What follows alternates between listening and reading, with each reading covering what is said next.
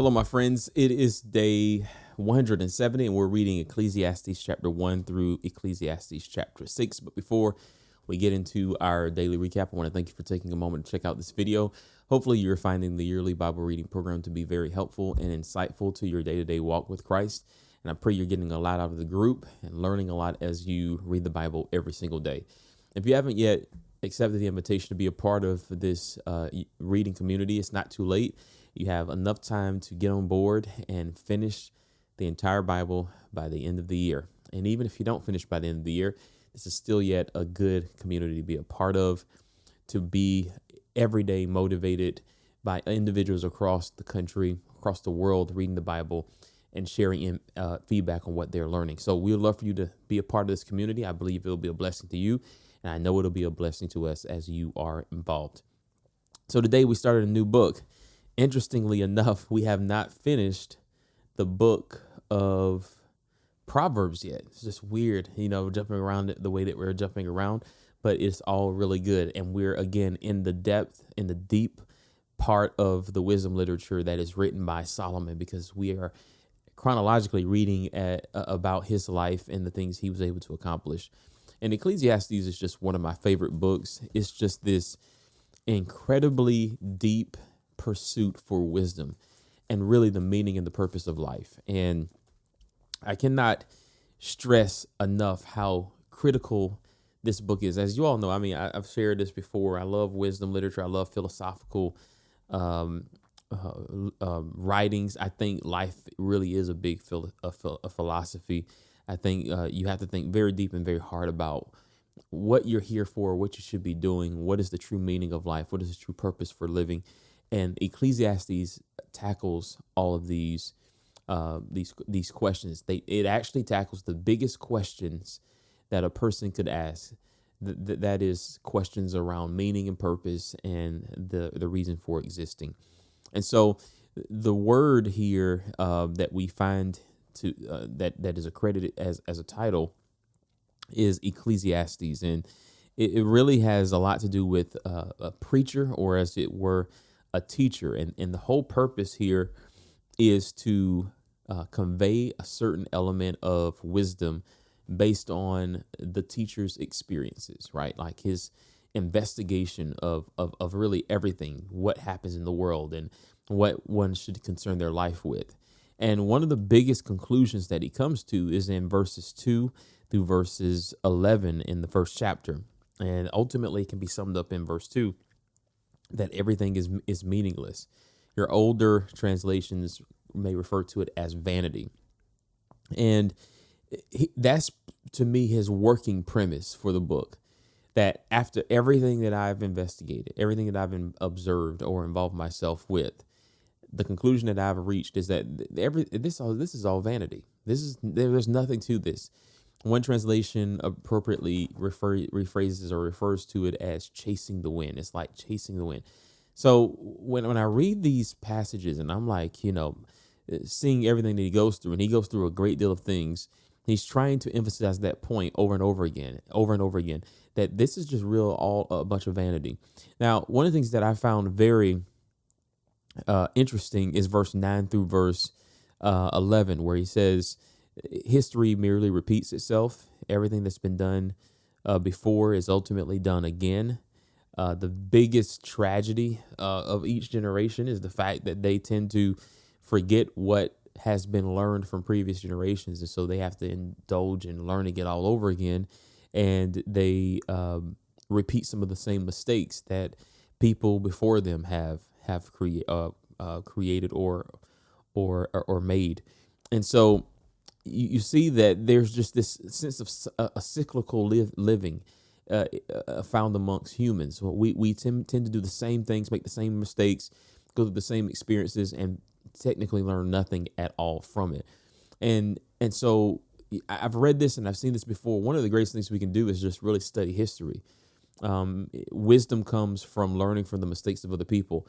I've heard that idea accredited to Socrates, even though I could not find the quote.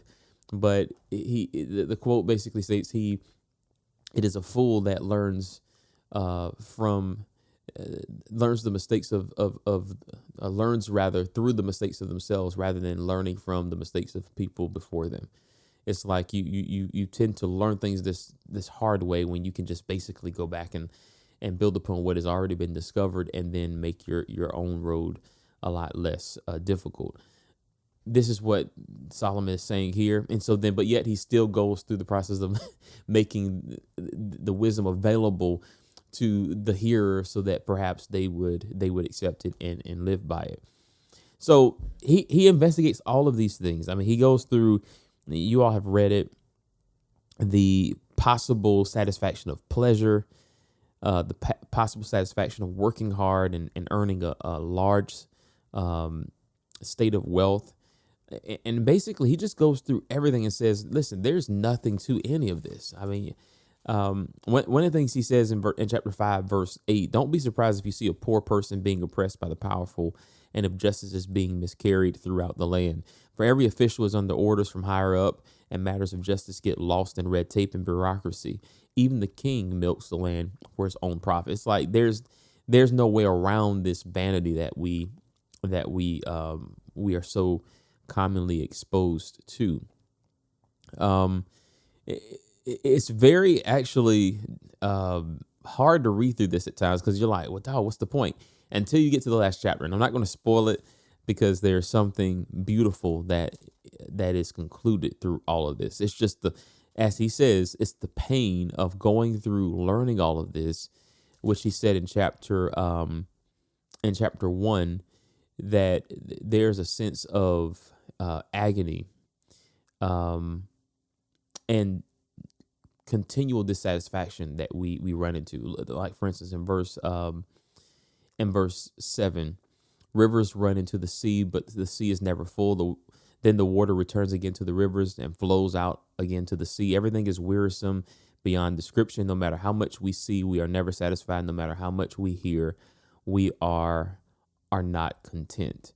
And so he agonizingly goes through this pursuit of wisdom, testing everything that he knows, and he comes to these kinds of conclusions.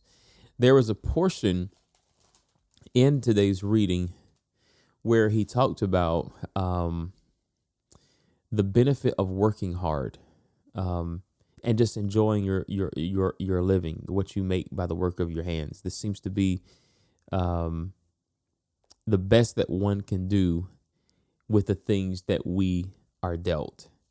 And when I read that, I basically concluded, look at this. This is where chapter 3, verse 10. I have seen the burden God has placed on all of us, yet God has made everything beautiful for its own time. He has planted eternity in the human heart, but even so, people cannot see the whole scope of God's work from beginning to end. So I concluded there is nothing better than to be happy and enjoy ourselves as long as we can. And people should eat and drink and enjoy the fruits of their labor, for these are gifts from God. Verse 14 is just eye-opening. I know that whatever God does is final. Nothing can be added to it or taken away from it. God's purpose is that people should fear him. Such a powerful passage. What is happening now has happened before, and what will happen in the future has happened before, because God makes the same things happen over and over and over again. So you read passages like this, and you're like, oh man, you talk about vanity. This is it. This is what we run into. But then whenever I think about this and we keep reading, it makes me feel like there's something else to this. This is what life is, unless. That's what I think when I read through these things. Like, there has to be more to it than this, and that what Solomon is describing is what is the case unless there's something else that motivates there to be something more to life than what we're reading here as vanity. So we're going to keep reading, and I want us to run into that and find out what is that unless that Solomon is hinting towards that makes us feel like, yeah, actually life, there is something to life, and there is something beautiful about this life that we live. And so we're going to look at that, and we're going to keep reading. But listen, these kinds of things I love in the Bible. These are the most exciting genres of writing to me. one of them at least, and I often look forward to getting into it. So let's continue to read. Let's continue to discover what the Lord will say to us. Leave your feedback in the comment box below and let me know your thoughts. I believe it will be a great blessing to all of us. But until next time, thank you for watching. Take care. God bless. And remember, live by the word.